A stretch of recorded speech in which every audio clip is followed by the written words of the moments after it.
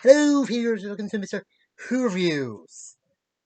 Today, reviewing Spider-Man No Way Home. And man, it is good. This takes place straight after Far From Home. Spider-Man's been hounded by the police and that, and it's not May, MJ, Ned, and I think Happy are being arrested on suspicion of being accomplices to Spider-Man and him killing Mysterio. But thanks to Matt Murdock, aka Daredevil, he able to get him off the legal charges. But Happy's still under suspicion, and he's a bit of a social pariah in school and that. Some people are for him, some people are against him, and when he and his friends try applying to MIT, they get rejected.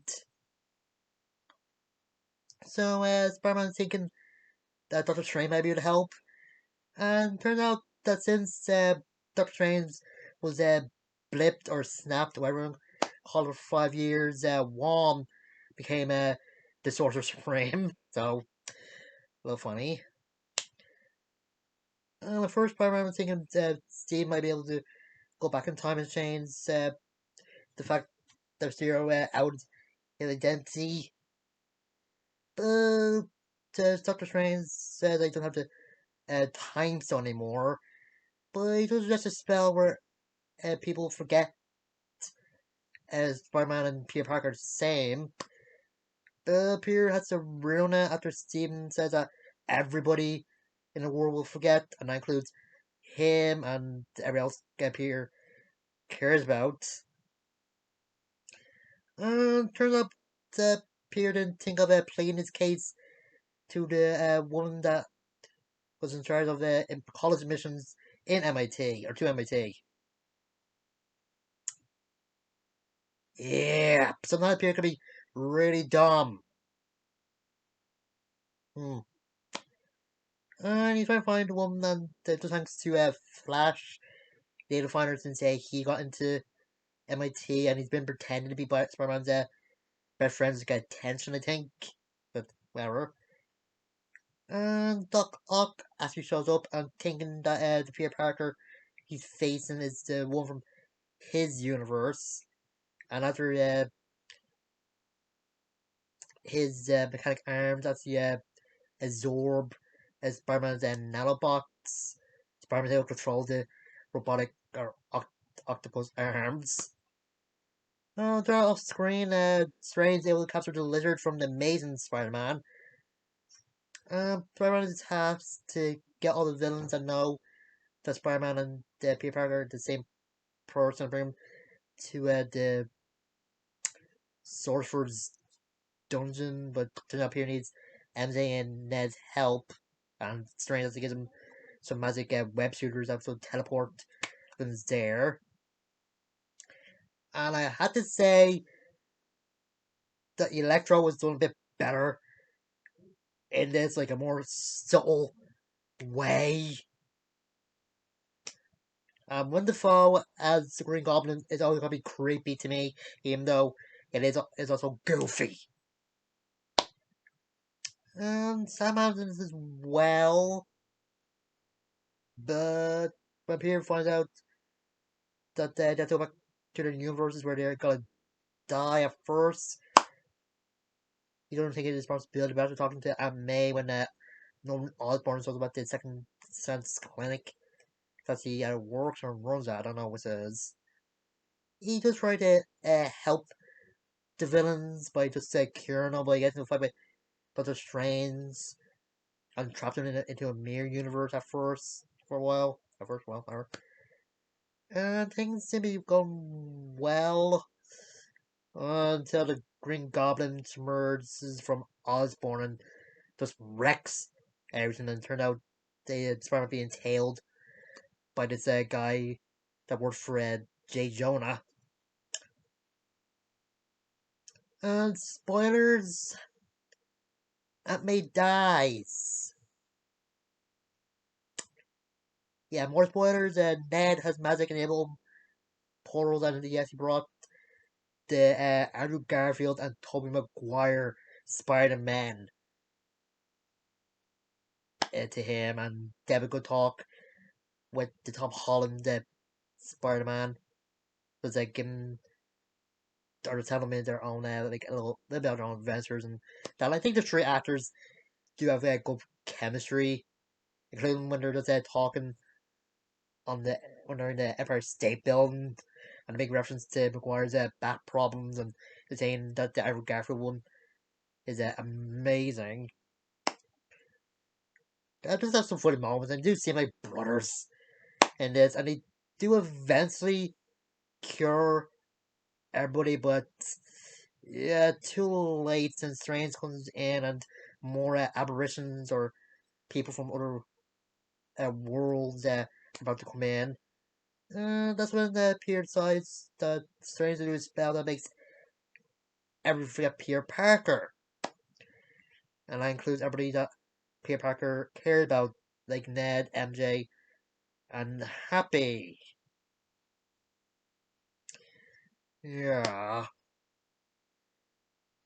Um, that's a good scene. And just a scene that did the Tom Holland,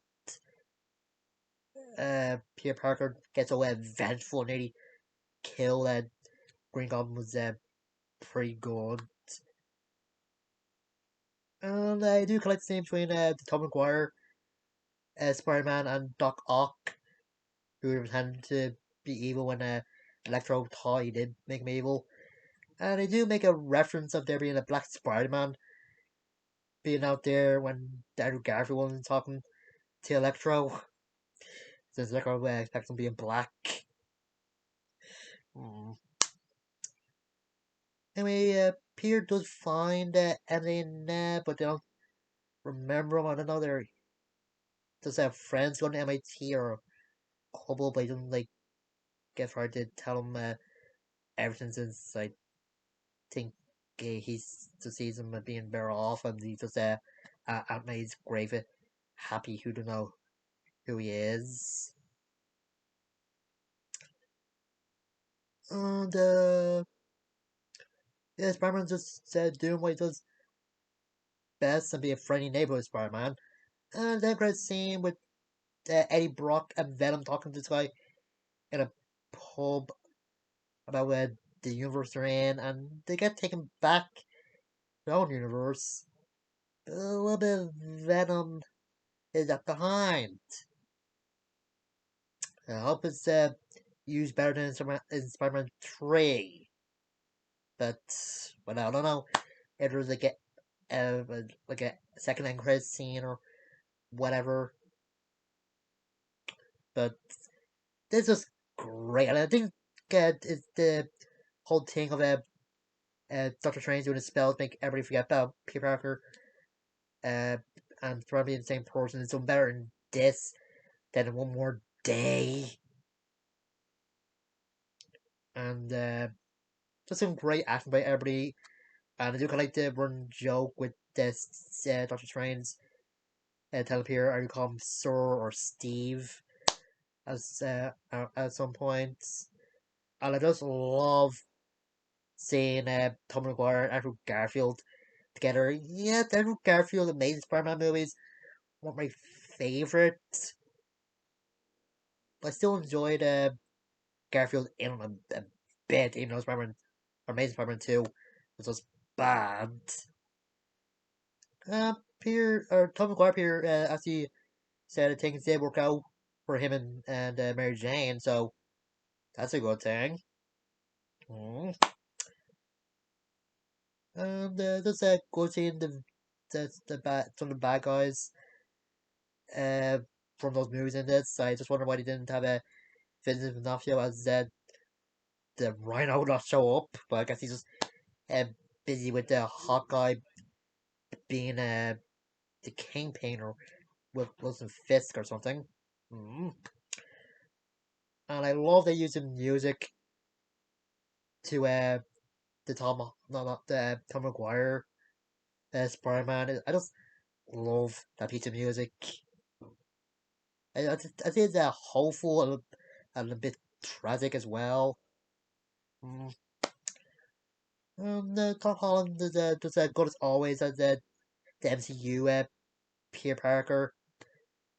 He it seems like he doesn't understand about responsibility in this one, and in the end, he doesn't realize it. He does try to fix everything, but does not seem a little selfish. And I don't know why he didn't think about putting his case to the Collins emission person before going to Doctor Strange and doing whammy on the world.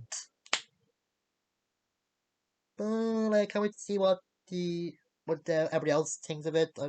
I see some other reviews of the movie. And maybe there's some stuff I missed in my first viewing. I'll probably watch it again when it comes out on Blu-ray. So hopefully it comes soon. That's it. See you guys later.